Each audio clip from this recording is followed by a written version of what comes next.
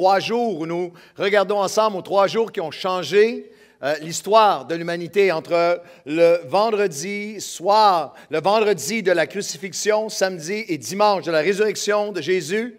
Il y a 2000 ans, 3 jours qui représentent des saisons, des événements de nos vies, des batailles, des combats de nos vies. Et nous avons vu ensemble le vendredi, le jour qui représente le jour du chaos et de la douleur que nous traversons tous à un moment ou un autre de nos vies, et peut-être pour vous en ce moment. Le samedi, le jour de confusion et de doute, et on a vu ensemble, étudié ensemble comment se rendre, comment transcender, se rendre au dimanche. Et ce matin et dimanche matin prochain, nous allons parler résurrection. Nous allons célébrer la résurrection. Est-ce que tout le monde comprend ici que l'Église n'est pas supposée être un lieu morne, plate, ennuyeux, sombre, où tout le monde a l'air de venir de mordre dans un citron? L'Église, c'est un endroit de célébration et de joie, de vie, où instruments, voix, cœur, chant, les voix, les cris s'entremêlent parce que nous servons un Dieu qui est vivant et qui est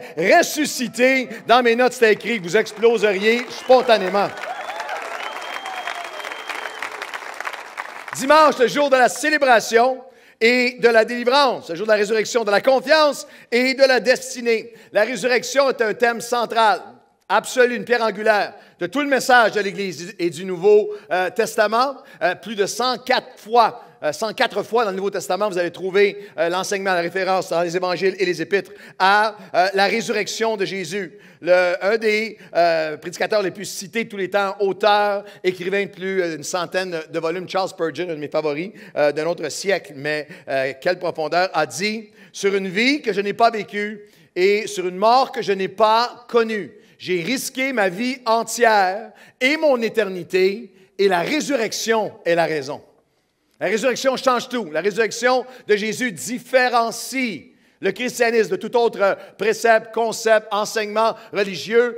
Ce n'est pas une résurrection, qui est mythologique, ce n'est pas une résurrection qui est symbolique, qui est utopique. Nous croyons que Jésus est venu, s'est fait homme, est vraiment mort et qu'il est ressuscité.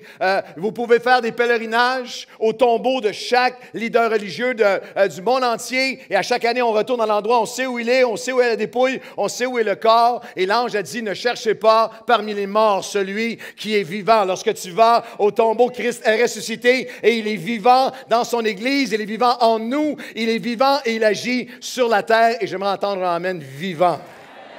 C'est la fondation du Nouveau Testament. La résurrection est le premier message de l'histoire de l'Église chrétienne. Au milieu d'un festival religieux, alors qu'ils étaient en prière, puis il y avait des pèlerins de partout à travers le monde, dans les actes des apôtres, les actes de Jésus à travers les apôtres, ils étaient en prière, l'Esprit de Dieu les a remplis, et l'apôtre Pierre, celui qui avait connu un échec si horrible, quelques semaines auparavant seulement, se lève et il proclame la résurrection, que Jésus est ressuscité, et que ceux qui se tournent vers lui peuvent expérimenter une résurrection dans leur vie, une résurrection après leur vie, dans la mort avec Dieu, et l'Église est née parmi eux. La prédication de résurrection, Pierre la représentera dans Acte 2, Acte 4, Acte 10. Les années passent, mais le message est central. On voit Étienne, Philippe, l'apôtre Paul, après avoir expérimenté lui-même le Christ ressuscité qu'il avait non seulement nié, mais combattu de manière radicale et intégriste lorsqu'il est confronté au Christ ressuscité, lorsqu'il est pardonné, lorsqu'il est rempli de cette résurrection, devient lui-même un communicateur de la résurrection. Acte 9, Acte 13. Et chacun des épîtres de Paul, de Pierre, de Jean, jusqu'au dernier livre de la Bible, l'Apocalypse, qui annonce celui qui était mort, mais qui vit pour toujours et qui revient. Le Christ ressuscité. Et c'est historiquement, peut-être que vous ne le savez pas, même en tant que chrétien, parfois on ne réalise pas, que historiquement, le dimanche, le 3e jour, la résurrection, le jour de la résurrection, les chrétiens ont commencé à se rassembler le dimanche, contrastant l'arrière-plan légaliste avec le sabbat qui se faisait le samedi. Ils ont commencé à se réunir le dimanche pour déclarer que la loi, le légalisme, la tradition s'arrête maintenant. Nous sommes maintenant des gens de la résurrection. Et c'est quelque chose pour chaque croyant même se rappeler, parce qu'il est possible pour nous, en 2016, de partir dimanche matin matin après dimanche matin, être pris un peu dans le trafic, aller déjeuner chez Cora avant, arriver ici avec un petit peu de coin d'œuf sur le bord de la lèvre et rentrer à l'église 15 minutes en retard, puis s'asseoir étourdi et passer une réunion complète à penser à nos affaires, à nous-mêmes et à ne pas s'arrêter au fait qu'on est ici un dimanche pour célébrer qu'il est ressuscité, il est vivant. Ce lieu est un lieu de résurrection où le Christ ressuscité ressuscite des cœurs, des vies, des passions, des mariages, des appels, des espoirs. Voulez-vous applaudir le ressuscité avec moi? Ça ne veut pas dire qu'on n'a pas le droit de se réunir le samedi. Nueva Vida expérimente la résurrection tous les samedis soirs ici, à la Nouvelle Vie. Mais c'est une affaire de cœur, c'est une affaire de compréhension. Et Jésus dira, c'est la fondation de toute notre espérance comme chrétien. Jésus a dit, parce que moi je vis, parce que je suis mort et que je ressuscite, vous vivrez aussi sur cette terre et dans l'éternité. Jésus lui dit, Jean 11, versets 25 et 26, Jésus s'adresse à une sœur, s'adresse à Marthe, qui est en deuil pour son frère Lazare, et il lui dit, c'est moi qui suis, symboliquement annonçait ce qu'il ferait spirituellement dans la vie de millions, c'est moi qui suis la résurrection et la vie, celui qui croit en moi vivra, même s'il meurt, et toute personne qui vit et croit en moi ne mourra jamais. Et la question est posée à vous ce matin, crois-tu cela? Est-ce que vous croyez ça? Parce que Jésus pose la question, parce que il y a 2000 ans, comme aujourd'hui, différentes attitudes, réactions normales, humaines, selon culture et nos raisonnements et d'où on vient, où on a vécu. Il y a 2000 ans, les disciples, comme nous aujourd'hui, pouvons avoir différentes attitudes, réactions face à la résurrection de Jésus. Est-ce que vous parlez pour vous-même, ou vous parlez aux gens autour de vous, ou vous parlez à quelqu'un, un ami, quelqu'un de votre famille, de votre foi en Christ ressuscité, comme des centaines de millions de chrétiens sur la terre. On peut aujourd'hui faire une réaction de rationalisme. On dit, mais non, mais c'est pas raisonnable, c'est pas cartésien, c'est pas raisonnablement acceptable que quelqu'un qui était mort soit vraiment ressuscité, que ce soit l'incrédulité totale. Donc, moi, je ne crois pas. Le doute, l'ambivalence, la moquerie, la condescendance, l'histoire de grand-mère, l'indifférence et même l'hostilité. L'attitude prédominante au Québec, à mon sens, c'est l'ignorance. C'est que beaucoup de Québécois, de Québécoises sont fermes et fermés dans leur opinion sur la résurrection de Jésus, alors qu'ils n'ont pas passé 5 minutes à la considérer. Pas passer de temps à regarder aux écrits bibliques, regarder à l'histoire, regarder s'il n'est pas ressuscité, qu'est-ce qui s'est passé aux théories au fil des siècles. Il y en a 7 ou 8 théories au fil des siècles pour essayer de réfuter la résurrection et comment la Bible répond chacun à l'impact de ces personnes qui l'ont dit ressuscité, comment ils ont affecté leur monde, comment ils ont été martyrs, comment ils sont morts pour leur foi, comment toutes les autres hypothèses, lorsque tu les étudies un peu. Et à cet égard, je veux dire que ce matin, j'apporte un message dimanche matin prochain, mais il y a une dizaine d'années de messages. Si vous allez sur le site Internet de notre Église, pour vous, pour quelqu'un, vous pouvez aller directement les référer, leur dire, va voir ça si tu es intéressé.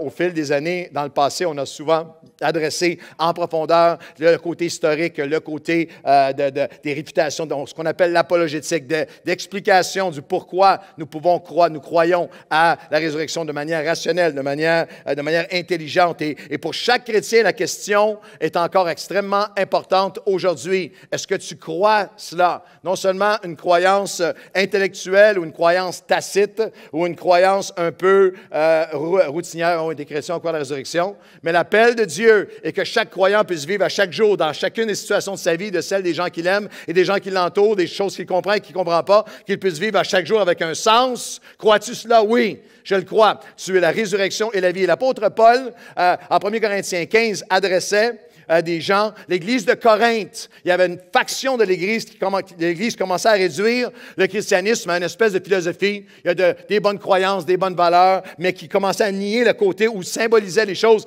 Elle commençait à s'éloigner de la foi profonde que Christ est mort et il est ressuscité et que les êtres humains vont naître et vont vivre et par la suite vont rendre compte à Dieu. Vont rendre compte à Dieu pour leur vie, qu'un croyant va ressusciter de son corps, de son enveloppe terrestre. Et c'était pour plusieurs raisons, les philosophies de l'époque et tout ça très rationnel. Il y avait aussi les Grecs, les Romains, il y avait toutes sortes de choses, mais il y avait aussi le fait que Corinthe, c'était Las Vegas à la puissance 10. Corinthe, il y avait même une expression dans le langage de l'époque qu'on retrouve dans les livres d'histoire où on disait, lorsque quelqu'un faisait quelque chose de vraiment se souillait particulièrement, on disait, on le conjuguait, il se corinthianise, il est comme un Corinthien. On disait genre, lui, il s'est saoulé comme un Corinthien.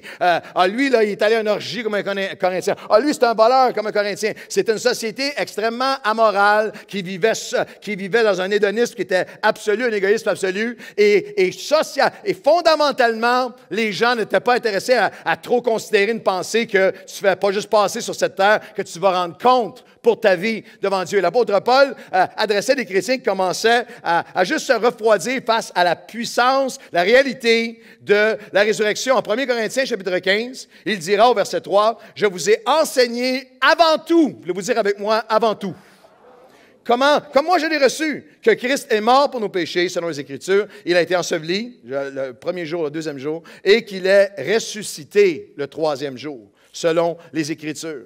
Qu'il est apparu par la suite à Céphas, puis aux 12. Ensuite, il est apparu à plus de 500 personnes à la fois, dont la plupart sont encore vivants. L'apôtre Paul écrit ça 30 ans plus tard, après les événements. Il y avait encore plein de gens qui étaient vivants, qui l'avaient vu ressusciter, qui ont été prêts à mourir pour le dire, et qui ont changé le monde de leur époque, qui en 300 ans, le César était devenu chrétien. Le Christ ressuscité se manifestait à travers eux. Ensuite, il est apparu à Jacques, puis à tous les apôtres.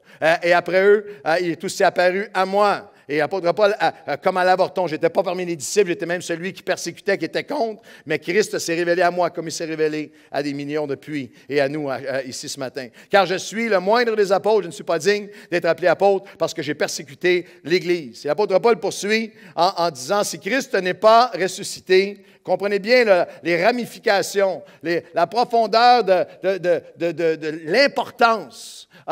Si Christ n'est pas ressuscité, votre foi est vide. La foi, la prédication est en vain. Il dira même, au verset 15 de ce même chapitre, il dira même, si Christ n'est pas ressuscité, nous sommes des faux témoins. Ce que nous disons n'a plus de vie, n'a plus d'impact. Et ce qui est hallucinant, puis à la fin, il va dire, nous sommes des faux témoins si Christ n'est pas ressuscité. Nous sommes sans espoir dans la vie et dans la mort. Mais il dit, au verset 20, il dit, mais parce que Christ est ressuscité. J'aimerais dire que parce que Christ est ressuscité, le message de la parole de Dieu n'est pas vide, mais il est vivant encore 2000 ans plus tard. Pouvez-vous imaginer à quel point, si c'était seulement, il est venu, il est mort, et quelle que soit la théorie, on a volé son corps, ou on a essayé, à quel point ça aurait disparu avec les quelques-uns au premier siècle, mais 2000 ans plus tard, ce matin, il y a des centaines de millions de personnes comme vous et moi qui regardent à la Bible, qui étudient la Bible, parce que le message n'est pas vide, il n'est pas impotent. Christ est ressuscité, le message est puissant, et le message donne un espoir dans la vie et même jusque dans la mort. L'apôtre Paul dit quelque chose que beaucoup de gens dans le monde moderne ont réalisé. Il dit au verset 15 à 19, « Si c'est dans cette vie seulement que nous espérons, nous sommes le plus malheureux des hommes, le plus misérable des hommes. Mais ceux qui meurent en Christ ne mourront pas. » Alors, il y a cette réalité, tout le monde sait bien, on comprend bien ici intellectuellement quelque part, on comprend bien qu'aux dernières statistiques et vérifications, le taux de mortalité chez les êtres humains était pas mal à 100 %. Tout le monde le sait quelque part ici. Tout le monde le sait quelque part ici. Mais l'apôtre Paul souligne quelque chose qui est très, très présent dans notre monde actuel. C'est qu'il y a des gens par milliers au Québec et à travers le monde qui ont tout, qui ont goûté à tout ce que ce monde avait offert, qui ont été chercher tout le mieux qu'il y avait, et que ce soit suicide, que ce soit dépression, que ce soit plein d'autres choses, il faut que je m'engourdisse, il faut que je me gèle, parce que s'il y a juste ça à la vie, me lever, bosser, me recoucher, recommencer, s'il y a juste ça à la vie, nous sommes le plus malheureux des hommes. L'apôtre Paul enseigne que la résurrection, elle fait une différence dans ta vie à tous les jours, parce que par la résurrection, il y a le pardon de tes péchés, il y a la grâce, il y a le fait que tu vas marcher, on va en parler ce matin, avec une puissance de résurrection, le même esprit qui a ressuscité Christ, qui te donne d'entrer dans une vie que tu ne pourras pas jamais atteindre ou aspirer à autrement. Mais la résurrection va changer comment tu vis, et la résurrection va aussi faire une différence dans ta mort, dans comment tu fais face à la mort. Puis moi, je peux vous dire ceci, après des années de pastorat, après plus de 30 quelques années de pastorat, une des choses qui est extraordinaire et remarquable, les chrétiens vivent différemment, et les chrétiens meurent différemment.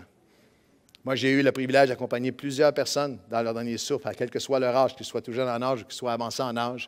Et lorsque quelqu'un marche, crois-tu cela? Oui. Je crois cela. Le chrétien marche avec la conviction qu'un chrétien, c'est quelqu'un qui naît deux fois. Il naît physiquement, il naît spirituellement, mais il ne meurt jamais. Et il ment. J'ai vu des gens qui avaient tout arrivé au port de la mort. La mort pour le croyant n'est pas un cul-de-sac. La mort pour le croyant, c'est un payage, un poste de payage dont le prix est déjà payé par Christ et des portes qui s'ouvrent à une éternité d'une vie, d'une abondance qu'on ne pourrait même pas imaginer avec Dieu. Quelqu'un devrait dire oui. Cette semaine,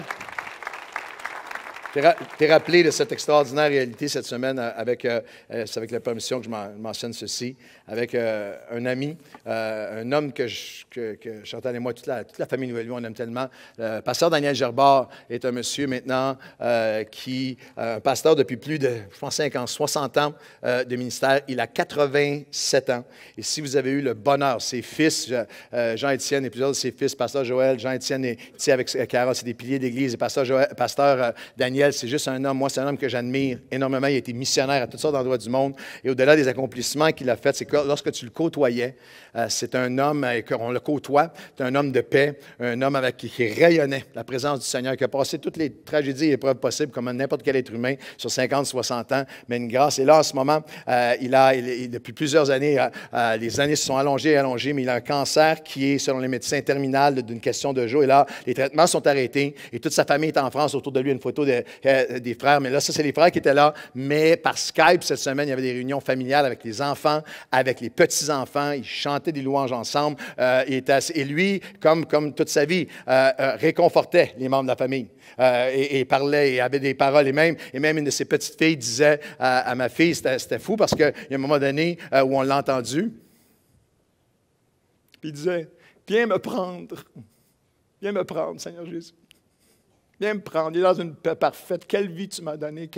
Ma famille autour de moi. Viens me prendre, Seigneur Jésus. Et Jean-Étienne m'a écrit un courriel ce matin, le fils, et prier pour lui. Peut-être que Dieu va prolonger sa vie, qu'il va la prolonger d'une façon ou de l'autre. Parce qu'un chrétien vit différemment, il meurt différemment. Mais Jean-Étienne, son fils, m'écrit ceci. Toutes sortes de bénédictions, toutes sortes de choses extraordinaires dans les dernières semaines là-bas. Il me dit d'entendre le cancérologue nous mentionner de toute ma carrière, je n'ai jamais vu un patient comme votre papa. Bonne ou mauvaise nouvelle, il a toujours eu le sourire, un regard rayonnant. Le cancérologue dit, cela me dépasse. Certainement, le cancérologue dit, il y a quelque chose en haut de lui. Et lorsque papa lui a dit au revoir, il a remercié pour les soins qu'il lui avait donnés et a dit, docteur, Dieu m'a permis de vous connaître et d'avoir le privilège de prier pour vous. Le cancérologue avait les yeux pleins d'eau et a dit, je n'ai jamais rencontré un homme comme vous. J'aimerais vous dire que, la résurrection va faire une différence dans ta vie, mais va faire une différence face à la mort même, la paix. Et cette résurrection, pendant les jours de ma vie, est absent du corps, présent avec le Seigneur. Je ne suis pas du tout insensible. On pleure, il y a le deuil, il y a ci, il y a ça, mais j'ai souvent dit, je pleure avec ceux qui pleurent, mais ma femme vous le dirait, j'ai souvent dit, moi, mon rêve, c'est de partir en vous prêchant, en train de parler un dimanche matin, en train d'en tirer un avec moi à monter. Et lorsque l'enveloppe va s'éteindre, versez pas une larme pour moi et que vous puissiez juste dire, Seigneur, merci, la résurrection maintenant et la résurrection avec toi pour toujours. Quelqu'un devrait dire Amen dans la vie et dans la mort.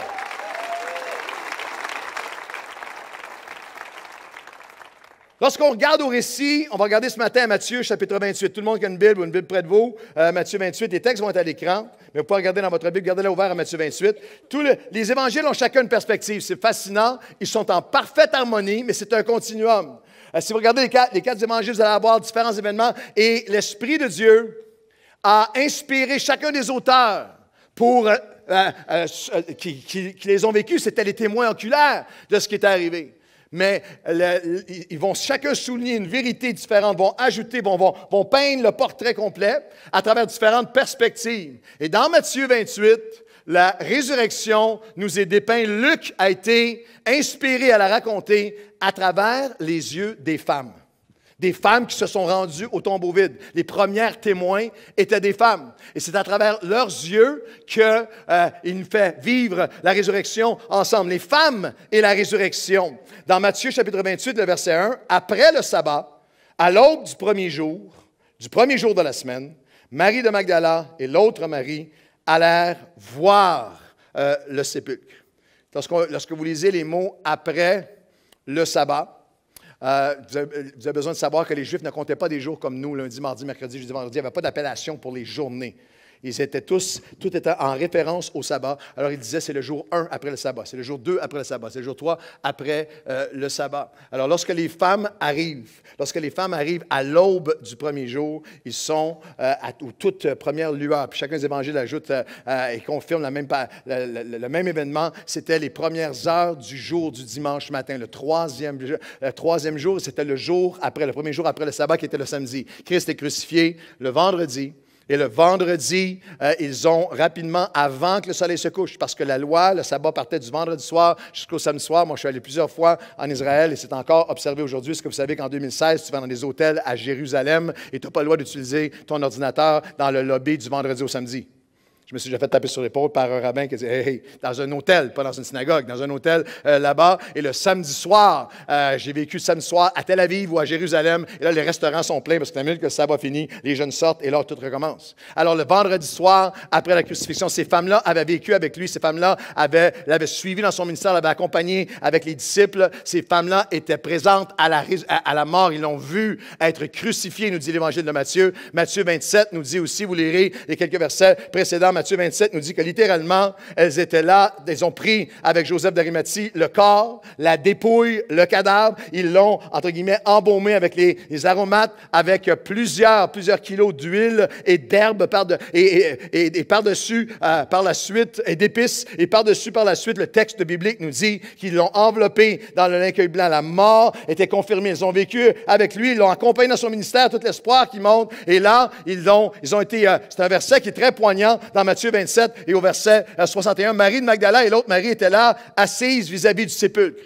Ils n'ont pas beaucoup de temps le vendredi soir pour le faire, ils doivent s'occuper du corps et ils sont assis pendant un moment, on ne sait pas combien de temps, en regardant. Et à ce moment-là, il faut que vous compreniez, le samedi, ils ne peuvent rien faire. Samedi soir, les shops, les magasins réouvrent, alors vont chercher des choses pour y retourner tôt le dimanche matin, simplement pour payer hommage, simplement pour leur respect, pour s'occuper du corps. Et vous avez besoin de comprendre leurs émotions à ce moment-là. Ils ne sont pas venus pour voir une résurrection.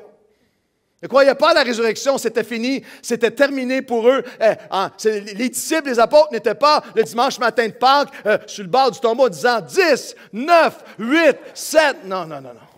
Non, c'était terminé, même après la résurrection, comme vous et moi. Ce n'est pas un événement possible ou logique à la rationalité humaine. Alors, comme vous et moi, après coup, même après, ne crois pas. Mais les femmes sont là et leur sentiment, c'est de la peine, c'est du deuil, c'est du désespoir, c'est de l'anéantissement. On est au bout, c'est terminé. Et ils viennent simplement pour s'occuper du corps. Elles viennent pour s'occuper du corps. Christ a été crucifié, il a été battu, fouetté, torturé, couronné d'épines. Il a été les mains et les pieds cloués. La crucifixion était la forme de mise à mort la plus cruelle, mais la plus coûteuse pour les Romains. C'était rare.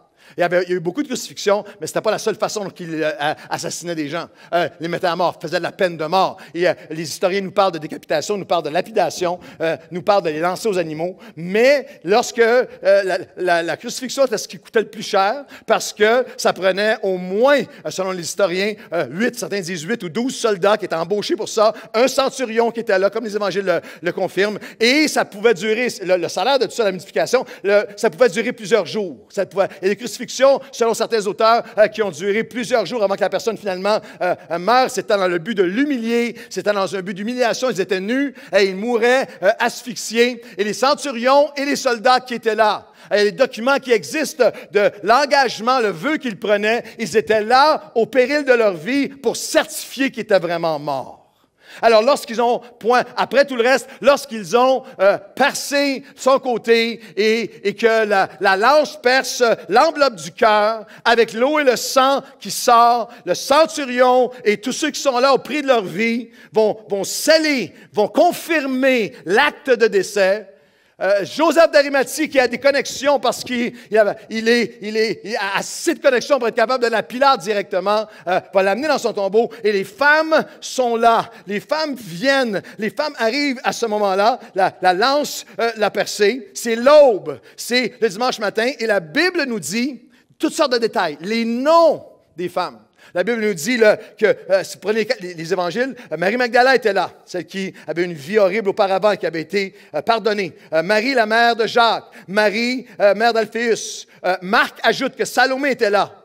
Marc 16, 1. Luc 24, Luc ajoute, lui, 30 ans plus tard, que Johanna, ou Jeanne ou Johanna, l'épouse de Chusa, qui était le serviteur dans le palais d'Hérode, était là aussi, et les autres. Et vous dites, Pasteur Claude, tu viens de perdre une belle minute, là. Je ne comprends pas pourquoi tu nous donnes tous ces noms-là. Non, c'est important que vous compreniez parce que ça, c'est un parmi des centaines et centaines et centaines de détails des évangiles et des actes des apôtres qui ont été écrits par un scientifique, par un médecin et un historien, Luc, qui a dit, j'ai pris le temps d'aller interviewer les personnes, de faire l'enquête. J'aimerais simplement vous dire que les évangiles ne se lisent pas comme une légende ou comme un conte. Il était une fois dans une contrée lointaine. Ils mourèrent et eurent beaucoup d'enfants. Non, c'est des vraies personnes. C'est elles qui étaient là, c'est elles, ces personnes-là étaient là, ont vécu, ont témoigné de la résurrection par la suite au péril de leur vie. Je vous parle que l'Évangile de Christ n'est pas un livre de dictons, n'est pas un livre de légende. Vous pouvez étudier les Évangiles, c'est fondé historiquement. Il était mort, il est ressuscité, les personnes étaient là et nous sommes là encore aujourd'hui. C'est notre témoignage à nous aussi. Alors, vous avez les femmes qui sont là. Une des questions parfois qui est posée, c'est pourquoi que Dieu a choisi de se révéler aux femmes comme premier témoin? C'est le plan de l'humanité.